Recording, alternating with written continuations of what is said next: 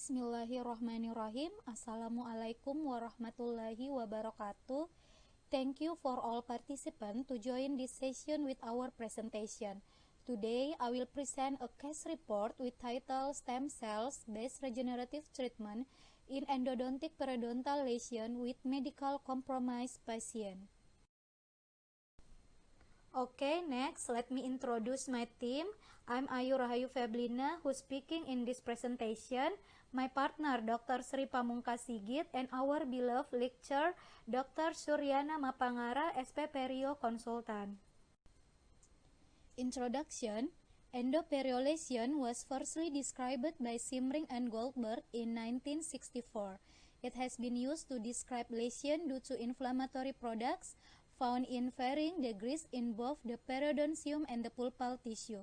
The treatment depends on the diagnosis and differentiating between endodontic and periodontal disease.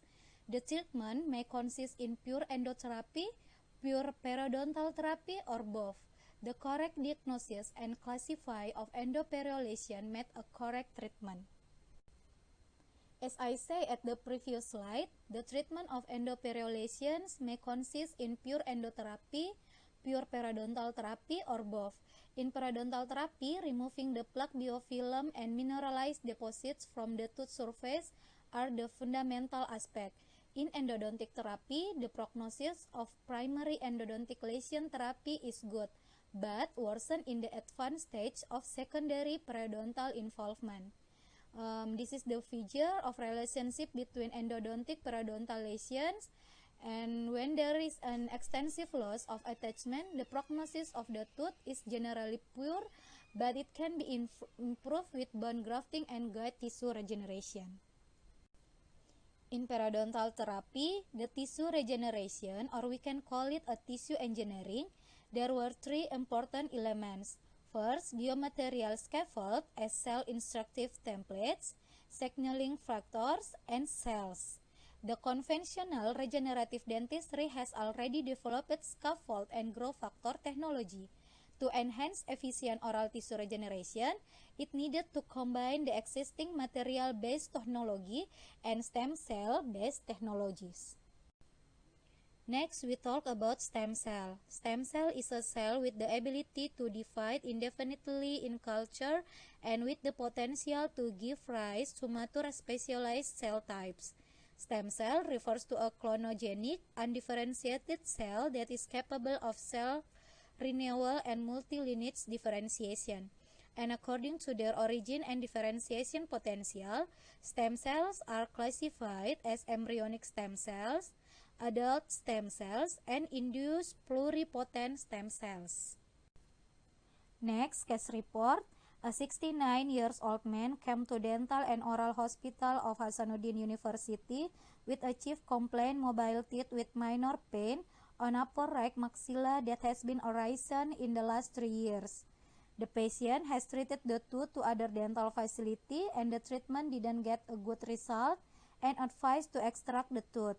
The patient want to keep his tooth and came to our facility for others' opinions. He has a diabetes mellitus type 2 for 10 years and had been visiting his physician regularly for his diabetic condition. The clinical examination shows the mobility of tooth 1/6 with 2 degrees with no caries. Pocket measurement found 9 mm on the buccal side, 7 mm on the mesial side, 3 mm on the distal and palatal side. Sinus tract was seen on the buccal aspect of the tooth. OHIS measurement was 0.6 and there are parafunctional disorder. We can see at the figure, at the periapical radiography, so radiolucent in the periapical of mesiobuccal and distobuccal root with furcation involvement and radiolucent on the mesial aspect of the mesiobuccal root. The patient was diagnosed with endodontic periodontal lesion and classified as primary endodontic lesion with the secondary periodontal lesion. This figure is after endodontic therapy. There was no radiographic change, but in the clinical examination show the loss of sinus tract and loss of the minor pain. The tooth remaining has 2 degrees of mobility. The patient diabetes was monitored and got glycated hemoglobin or HbA1c level at 7.9% with a fasting plasma glucose level at 165. The patient was scheduled for periodontal regenerative surgery 2 weeks later. Next, the periodontal treatment.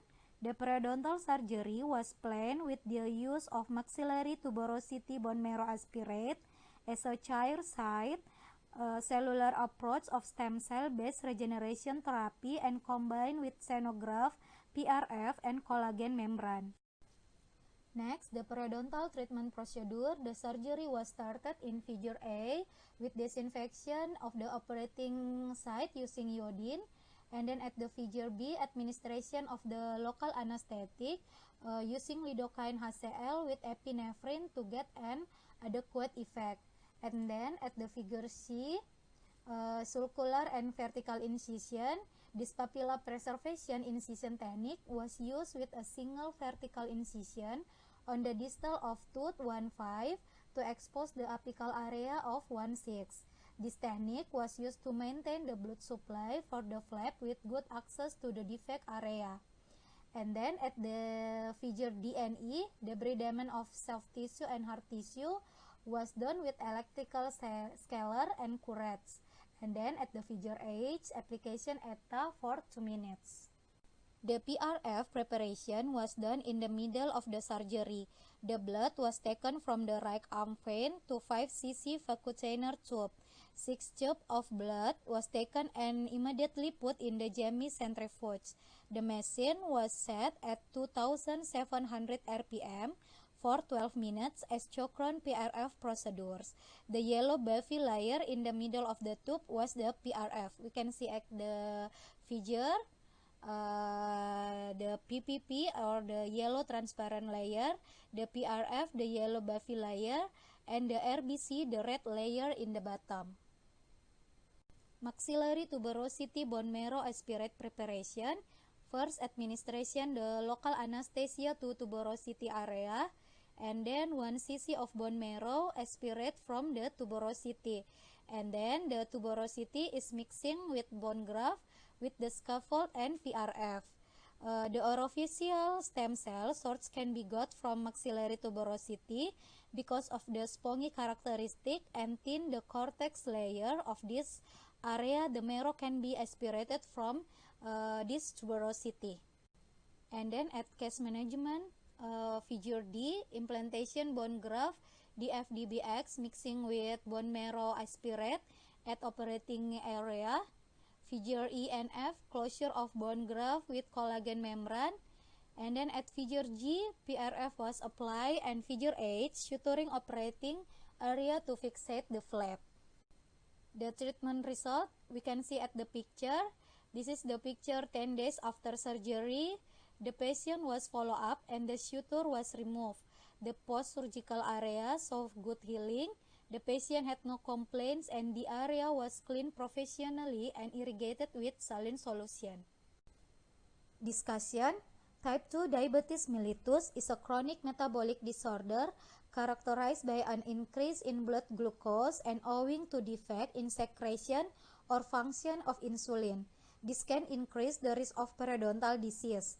Patients with type 2 diabetes mellitus are 2.4 times more likely to develop teeth alveolar destruction complications.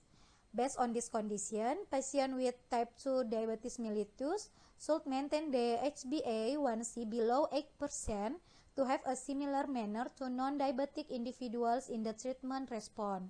The advanced stage of secondary periodontal involvement of endodontic periodontal lesion shows generally poor prognosis, but it can be improved with bone grafting and guide tissue regeneration. The bone scaffold has been widely used as material to promote regeneration in periodontal bone defect treatment.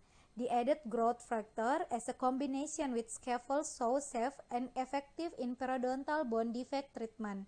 However, many studies report invariability in clinical outcome for scaffold or growth factor-based regenerative therapies, which can be generally considered to have unpredictable results. One of the most critical factors in tissue engineering is the choice of scaffold and optimal stem cell population to employ. This strategy overcomes some of the limitations associated with conventional regenerative procedure, as it allows direct placement of growth factor and progenitor cells into the defect.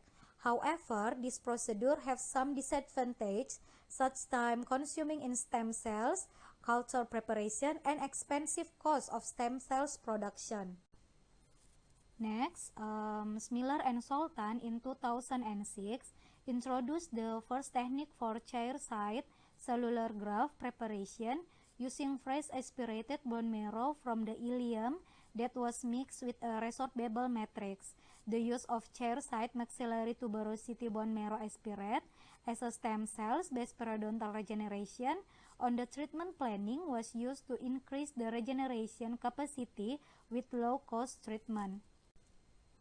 Although many types of stem cells have been discovered and well characterized, bone marrow stem cells, or also named bone marrow stromal cells, are an optimal cell source for bone engineering because of their strong potential for osteogenic differentiation. The maxillary bone marrow may effectively serve as reliable and easy to harvest intraoral sources of osteoprogenitor cells, either for immediate generation of cell scaffold constructs in craniomaxillofacial bone defects. Conclusion: the application of maxillary tuberosity bone marrow aspirate as a stem cells-based regenerative therapy in combination with PRF, xenograft, and collagen membrane is a promising regenerative surgery procedure for an endodontic periodontal lesion with type 2 diabetes mellitus patient. Okay, this is all my presentation. If you have any question, please contact me at this email. Thank you so much. Assalamualaikum warahmatullahi wabarakatuh.